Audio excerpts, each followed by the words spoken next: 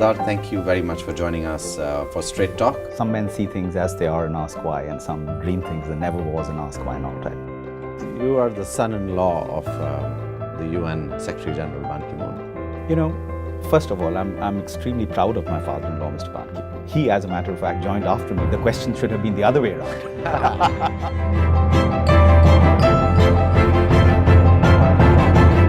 Siddharth, thank you very much for joining us for Straight Talk. Let me start by asking you, you're a former Indian commando. What took you to UN? Well, first of all, Rohit, thank you for having me on this show. And you know, there was a saying by George Bernard Shaw that, you know, some men see things as they are and ask why, and some dream things that never was and ask why not. Perhaps I came to a moment in my career in 10 Para Commando where I served. I'd just been awarded a Sena Medal for gallantry in the northeast of India. And that question came to me, and you know, I just felt that my time in the army had come to an end. And I felt this subconscious disquiet, should I put it that way, which was a propelling reason when I left. But when I quit without a job. And it just so happened that a job showed up in Sarajevo as a junior security officer. So I said, let me just go there and try it out. And that turned into a 19-year journey, which has just been fantastic. You know, when we look around South Asia today, the conflict is still heavy. It's on. A lot of soldiers lose their lives every year. You were part of the IPKF as well in Sri Lanka. How are we going to move towards peace? How will the world move towards peace? You know, what's very clear, Rohit, is that if you look at the conflicts, the internecine conflicts all over the world, or you're looking at insurgency conflicts, these conflicts tend to be very protracted.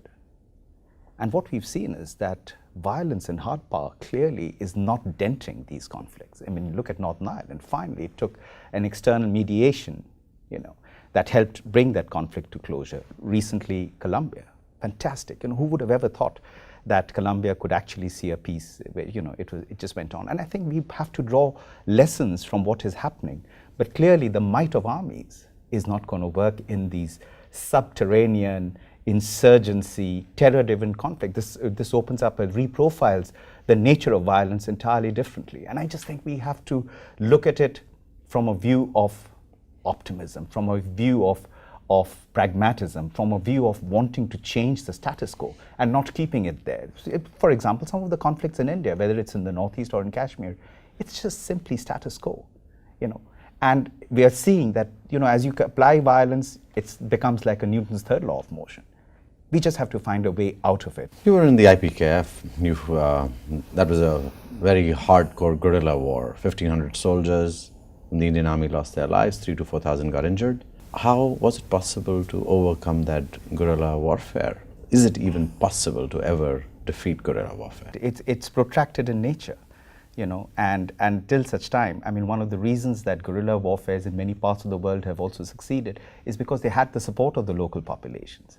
Now, when local populations, when the local entities find that there is inequality, there's deprivation, there's deep pockets of poverty, there is, you know, all those issues that cause the basic of inequity, you will find that's where the problem really lies. I mean, in India, for example, the Maoist movement is not an exception. It is actually a mirror of the inequalities that we have in this country. What we need to be doing is really looking at, I'm not saying armies and hard power is not needed, absolutely so, but the armies that are trained on the values of human rights, the principles of equity, the principles of valuing systems, and at the same time, you know, finally, everybody needs to understand the primacy of politics and negotiation and mediation. Without that, we will continue to see the scourge of violence, which is unnecessary, I must admit.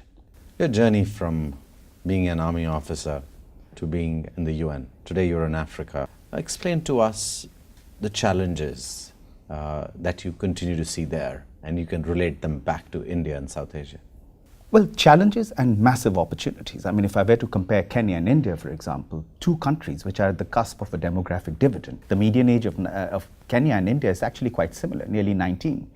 But we have to find jobs for these young people. The global economy needs about 600 million jobs annually for the next 10 years. And these are young people that are coming into the labor force. In Kenya, for example, we need 1 million jobs every year for the next 15 years to take advantage of this massive youth bulge. If you look at the Asian tigers, which are actually getting old, and if you look at Western Europe, which is also getting old, Their median age is actually touching about 47 to 50, that range. You know, the advantage that they have is they grew rich before they grew old. And that is what India and Kenya and the rest of Africa must aspire to do, is to make sure that people have jobs. And every job must have dignity in labor. You know, so whether it's a plumber or a mason, to a tech engineer, to a doctor, scientist, whatever it is, there must be that dignity of labor, because that is where the income tax income, etc., will start to improve. But what is most essential is women joining the workforce. Today, India's women in the workforce is close to 23%. That inequality is costing the country huge amounts of money. Let me give you another example.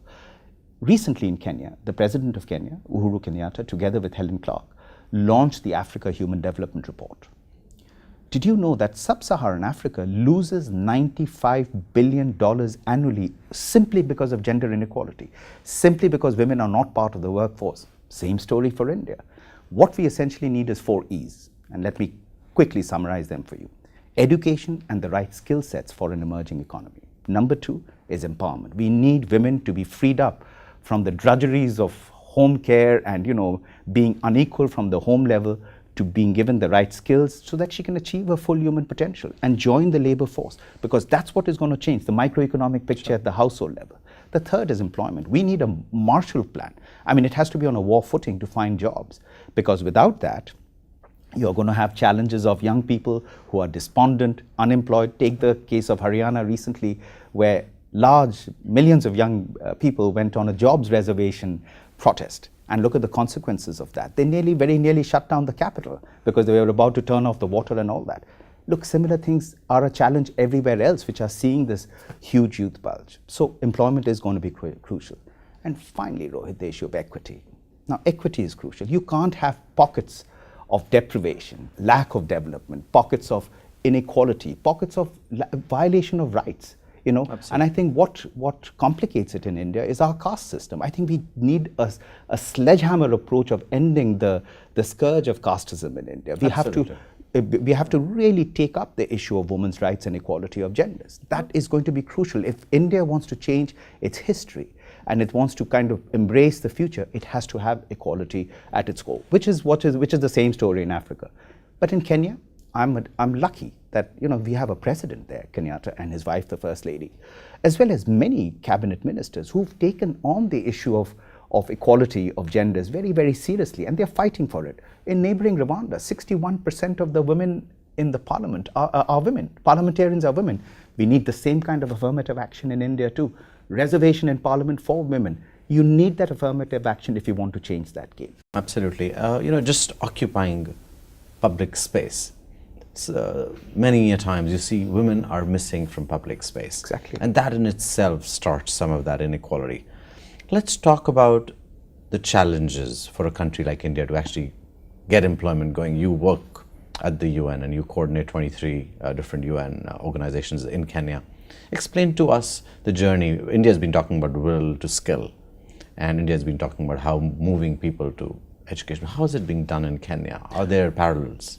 There are many parallels, and I think this is where I see the opportunities of South-South cooperation. I think if you ever visit Rwanda, it is just incredible to see that a country which had seen the scourge of a genocide has transformed itself into, and it looks like a first world country. You know, governance is an important thing. You know, Rohit, when I was at Princeton University, I had a fascinating professor by the name of Atul Kohli, and Atul wrote this amazing book called State-Directed Development, and he did a comparative analysis between the economies of South Korea, India, Nigeria, and Brazil.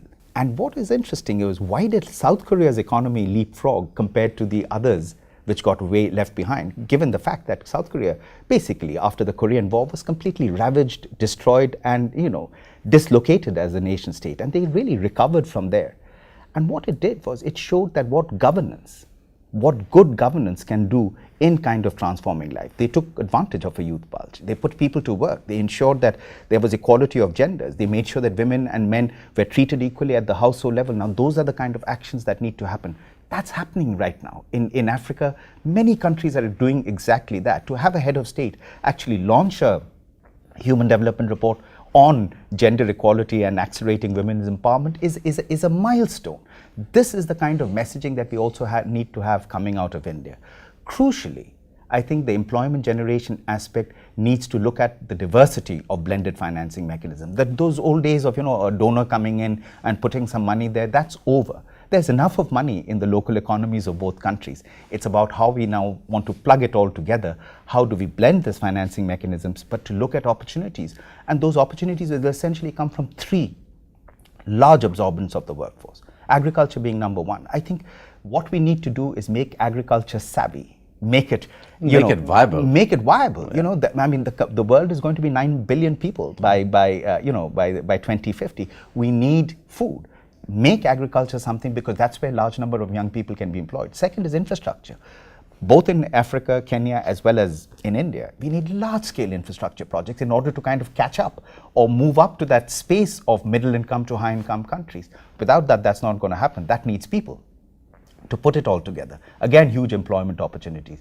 So Rohit, the next 30 years is the window of the demographic dividend. If we don't get prosperous in the next 30 years, we miss the boat completely. So if you look at the Asian tigers, there are some countries which are not Asian tigers. You've been at the forefront of war. Child soldiers is something you've talked about tremendously. Explain to us how children are most at risk when it comes to wars. I think children and women, Rohit, are amongst the most vulnerable populations in conflicts, internecine conflicts, whether inside countries or outside of countries. And it's a tragedy. What we are witnessing right now in South Sudan or in Syria or in Somalia is tragic. They take the brunt of it. Now, I started the first UNICEF office in South Sudan back in June 2000, the year 2000. Large number of children that were employed. From the age of as young as 5 or 6, were employed in these militaries. So when you hear of horror stories coming out of the Congo or Colombia, we tend to forget that these adults who are committing it were once children, but those years of growing up is invisible to us, and that is their operating environment. I think the world needs to get much more firmer in the way it deals with whether it's terror groups or it's militant organizations or nation states that employ child soldiers. I think it's the worst thing that they could probably be doing. It's not only eating away at the very foundations of human development of a nation state, but of humanity. Now, in the case of South Sudan, as a matter of fact, the rebel leader that time, Salva Kiir, let go of 3,500 of those children. And let me tell you, that journey of bringing them out from the front lines of the conflict, where I was responsible for demobilizing them and taking them out of that environment for 6 months, we saw a dramatic change in these children. A lot of them have now become successful individuals in their own walks of life. But the fact that we, as human beings, can actually look at our children being employed, it's children as young as my son, who's 5 years old, who've been taken used as labor or slaves or carriers of this thing, and gradually as they start growing up, they are given an AK-47 to use. So just imagine, the impact it's happening. What we need to do essentially is for an agreement at every level that any country, anybody employing child soldiers, it must be viewed as a war crime, and the punishment should be severe and exemplary. Absolutely, but needs to be very, very harsh. Siddharth, you are the son-in-law of the UN Secretary General Ban KiMoon. Does it impact you? A lot of people have talked about that you made it higher up in the UN because of nepotism, as they call it. Does it really change anything for you working in the UN? First of all, I'm extremely proud of my father-in-law, Mr. Ban KiMoon. I think the journey that he's had as a person who lost his father at the age of 6, saw the worst of the Korean War, grown up in a malnourished household, and then made a journey from there and reached where he is. I think he's a hero. He's a symbol of where you can come to from nothing, virtually nothing. And Korea after the Korean War was completely destroyed. Now people tend to forget that I joined the UN 10 years before he did. So I joined the UN in 97 January, and progressed and made my career there and advanced my career there. So he, as a matter of fact, joined after me. The question should have been the other way around. No, there have been challenges, but you know what, Rohit? Every challenge, every criticism actually brought the best out of me. I saw new opportunities coming my way, including, doing other things, going to the Red Cross, seeing a journey of that sort. But I think all the criticism actually proved to be quite helpful, because for my own personal growth and my own development, it has been actually quite helpful. So in the larger, it's like Malcolm Muggeridge, who once said that, in the larger shapings of life, there is a plan already made into which we have no choice but to fit. So I just see it from that point of view. He's been a fantastic man. I've seen him who's deeply humble. The humility that he has, even as a Secretary General, has been exemplary, and the values, the humanity, the core system of the Confucius philosophy, and not being, standing on a pulpit and blowing his own horn, I think is something that I've learned a lot from. He's someone who I deeply admire as the Secretary General and as my father-in-law, and he's also the grandfather of my son Jay. Good. I am positive you will make your way through this great system, and we'll have a more peaceful world going ahead. Thank you for joining us for Straight Talk. Thank you. And hopefully we'll get to follow your journey. And I'm sure there are many Indians and South Asians who will be proud to know that you made it so high in the UN. Thank you, Rohit. Thank you very much.